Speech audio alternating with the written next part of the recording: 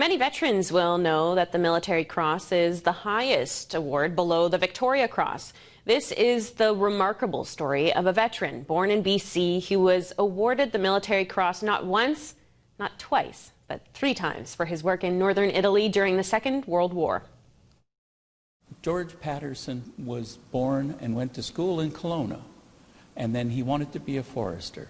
So he traveled to Edinburgh, and he was studying forestry there in 1939 when the war broke out. He enlisted and joined the British Royal Engineers. They taught him things like demolition. He then found himself as an engineer assigned to a new special unit that had just been set up called the Special Air Service. And he was the only Canadian on the first combat jump of the SAS. When we received materials from his family for the collection, I was absolutely amazed at what he had done in the Second World War. It's a remarkable story. They were going into northern Italy from North Africa, and it was to demonstrate to the Germans that they could strike anywhere, not just along the front lines. The jump went sideways. Half the men landed in the wrong valley. The other engineer was lost. 2/3 of the explosives were lost, and he improvised. They reached the aqueduct, which was their target, brought it down, and then their instructions were, make your way to the coast somehow, where a submarine will be waiting to pick you up. They didn't make it to the coast.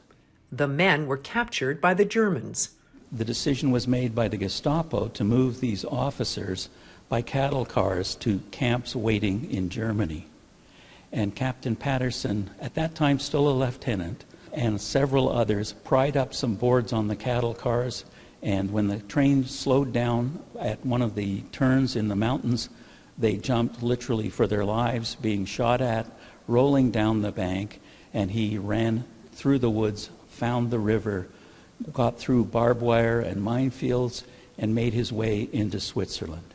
Paterson received the Military Cross. Then he was asked to return to the fighting. And he didn't hesitate, and he said yes. Paterson returned to northern Italy, working with Italian partisans to infiltrate and disrupt German communications. That attracted the attention of a German Alpine regiment, which hunted them down. There was a firefight. Many of those around him were killed, and the last 30 out of ammunition put their hands up, and he found himself in a Gestapo prison in Milan. Paterson escaped again, this time leaving through the front gate of the prison dressed as a pig herder. And out the gate he went with the pigs and escaped into Milan, and then coordinated urban warfare in Milan with the partisans until someone informed, and again the Germans took him prisoner. That was the second Military Cross. There is no record of why he received the third Military Cross. When the family asked about his medals, they found that the file for the third award could not be found, because his third military award was put forward by the Special Operations Executive.